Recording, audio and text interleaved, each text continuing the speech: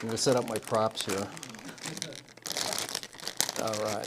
First of all, I want to apologize. I have the wrong slides, so there was a snafu in these, so these are not investment slides. I'm Bob from Bob's Natural, and I'm sorry? Making sure you got the clicker. Oh, yeah, I got it. Perfect. Yeah. So one thing I did want to mention that about a year and a half ago, if you had mentioned that if I was going to be in the salty snack business, I would say I would be stunned. I've been a lifelong entrepreneur, mostly in the tech side. But I read this book called Born to Run. I don't know if any of you have ever read that book. It's by Christopher McDougall. And it's about this tribe in the Copper Canyon region in Mexico. And this tribe is called the Tarahumara. This is a Tarahumara runner. And their primary source of food is pinole. And all pinole is just corn flour that is mixed with lime, the mineral lime, and soaked in water. And it's an incredible food. And these guys run 50 to 100 miles per day. It's phenomenal. They actually took some of their best runners and put them against the world's best ultramarathon runners. And they're very shy people. They went to the race. It was actually in Arizona. They ran over 100 miles. They smoked the world's best runners, all the guys with the best shoes and everything. And you can see their shoes are actually just cut up old tires that they strap on with leather. And they ran in those and beat the world's best runners. And as I said, their primary source of food is pinole. The Tarahumara have virtually no incidences of cancer or diabetes within their community, which is remarkable. The pinole, as I said, is just corn flour mixed with lime. However, mixing with lime changes the molecular properties of the corn flour. So instead of a regular tortilla, it actually is slow burning and easier to digest. So I love to snack, and I was thinking, gosh, I wonder if I could make a snack food out of pinole, because it's just corn flour. Because I tried regular pinole, and actually nobody in America is going to eat that stuff. It's kind of nasty.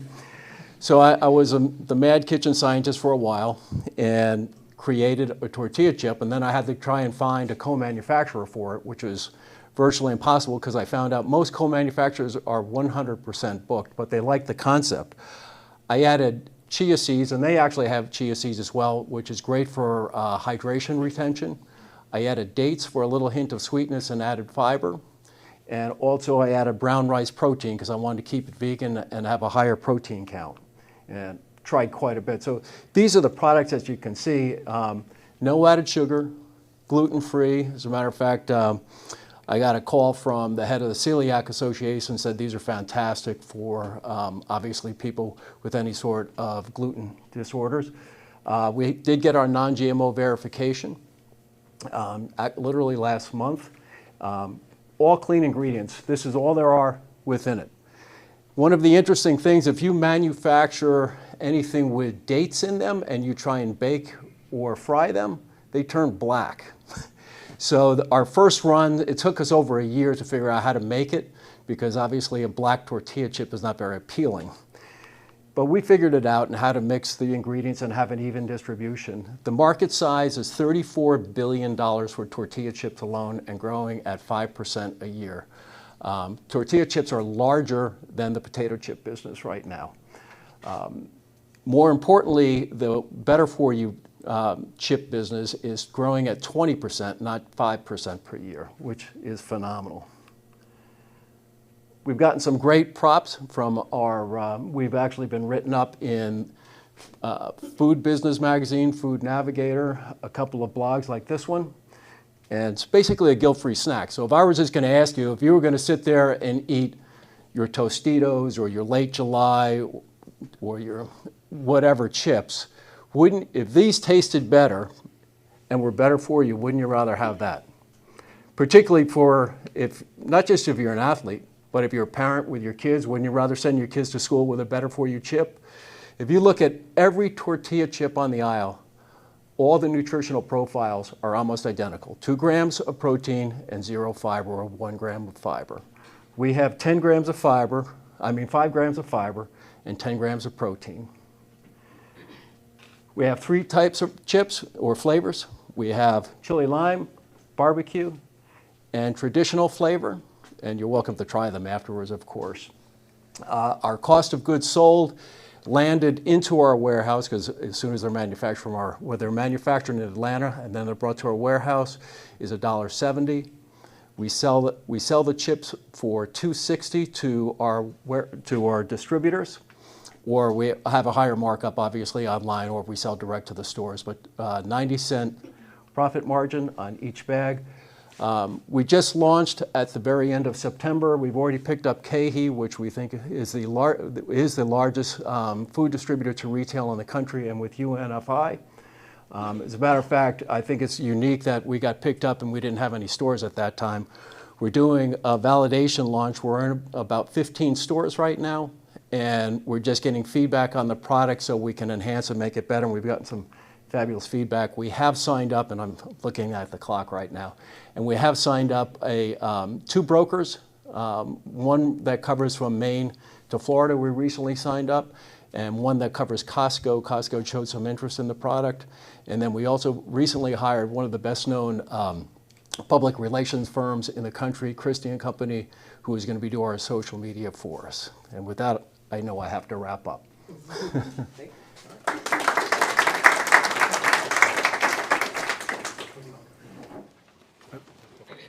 I do want to say that we do. I was really, just as an aside, I was really inspired by the Tarahumara people, and we are donating a part of our profits to the Tarahumara Children's Hospital. That's just from a personal standpoint, because they're just great people. Bob, I think I speak for everyone when we all want you to pass the bags around so we can try it. Am I right? Laura, can we do that? Yes. Is that okay? Yeah, good. So let's do it. Yeah, that's good.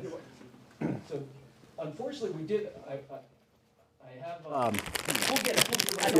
If you want to just open, I was going to say they were on my porch last night because we lost power, and we still haven't had power, so they were frozen last night. But I still think they're going to be outstanding.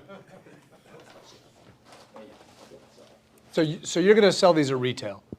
Retail is our primary. We are doing D2C, of course, but our primary focus is retail because that's where the money's made. Unfortunately, retail is a slow slog.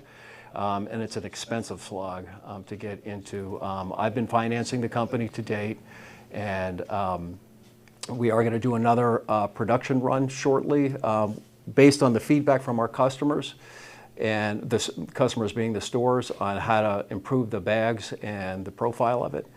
And then we're going to go all out. We did present to reviews for about 10 major chains at the end of December, and that period is incredibly long. I'm new to the CPG business, and remarkably, you present for a review in December, you'll hear in March or April, and then you might be on the shelf sometime between September and December.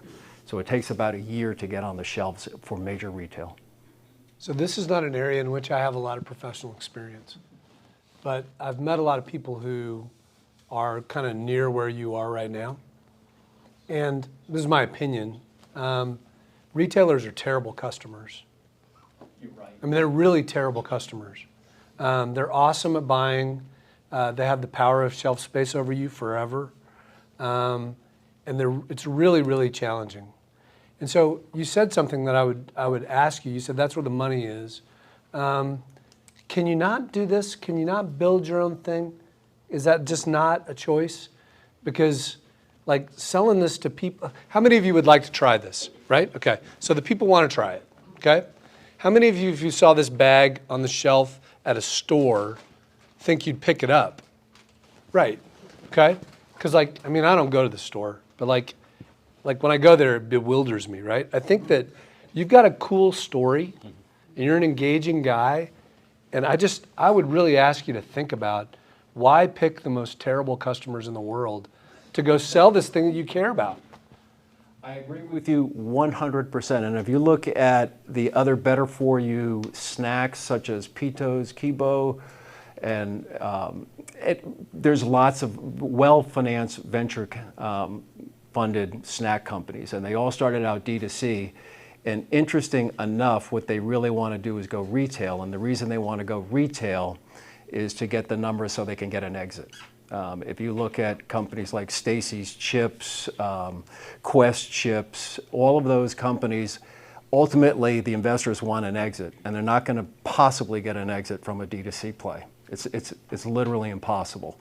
And the only way to get the exit for the investors, and of course I'm an investor as well, is to be able to get the numbers and have a larger company value. I don't disagree. Like, I didn't like. It didn't feel great while you were saying that, right? Yeah. Go ahead, Christine. Yeah. Bob, I'm intrigued by the chip. I want to try one and go run 50 miles later today. One thing I would ask you, you kind of minimize your background as you were pitching to us. You said, if you were to tell me a year ago that I was going to do this, I'd be surprised. And you mentioned, you're new to CPG. What can you tell us that, why are you the person for bringing this company forward? I think oftentimes early stage companies, it's almost always about investing in the entrepreneur. I have faith that you're that person, but tell us why. Sure. I know how to build things. I've built software companies and I built hardware companies. I built one company that went from 0 to 26 million in revenues in 18 months, 0 to 360 employees in the same period of time. I built hardware companies. I built an entire factory with CNC machines. So I know how to build stuff and deliver it to the marketplace. Unfortunately, I only had 6 minutes to do that. And I will say that investors have done well with my previous companies. But I actually like the CPG business, although for everything that Chris had said, I have learned, and it's actually a horrible business. I shouldn't say that to investment community, but it's extremely expensive business to get into, extremely expensive. I loved those tidbits. I would want to hear that more in the pitch.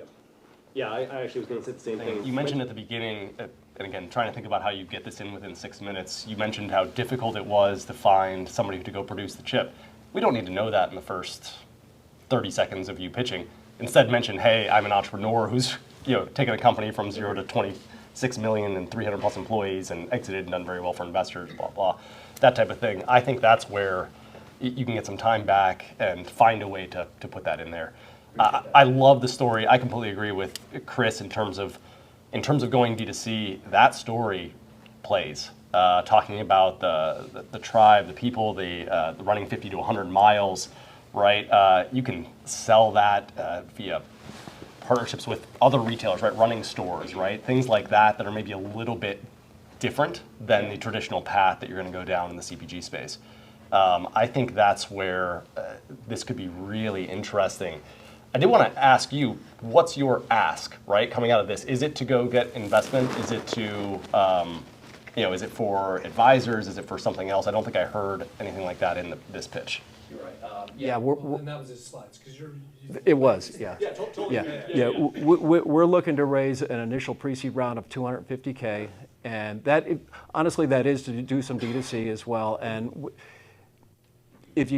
And one thing that you had mentioned that is very true about the grocery angle is you have to be prepared and do it right. And some of the feedback like we've gotten from our independent stores has been invaluable on changing. And it's way better to order some new foils for the bag and then throw it away if it's not right than to print and go crazy and to have it not sell. And so we actually have done a slight redesign. And actually, we're going to increase the quantity size a little bit. Just on a background of that bag, one of our competitors, I wouldn't say they're a competitor, but I don't know if you all know Siete chips. They're a grain-free chip. I 100% stole the exact size of their bag because I figured they know something, and they have 5-ounce servings. These are 5.5 ounce. We are going to increase to 7.5 ounce. So yes, I agree with you 100%. D2C is a way to get the word out virally, and that's also why we hired that PR firm. Thank you for increasing the size of that bag. Nothing has pissed me off more than the gradual decrease of chip sizes. One thing I did learn, though, on CPG, all bags are filled with nitrogen, and that's why if you find a bag at the grocery store and they're kind of puffy, it's so the chips won't break during transit, which I never knew. I'm trying one. They're hard. The bags are hard to open. I was trying to find I didn't bring my knife. Shit, Bob. These things are safe, let me tell you, everybody. Nothing's getting in there. That's why Bob, what the heck? Okay, here, come on, yeah. Tom, hey. Look, Thomas, make me look good. Try, just, come on. Please.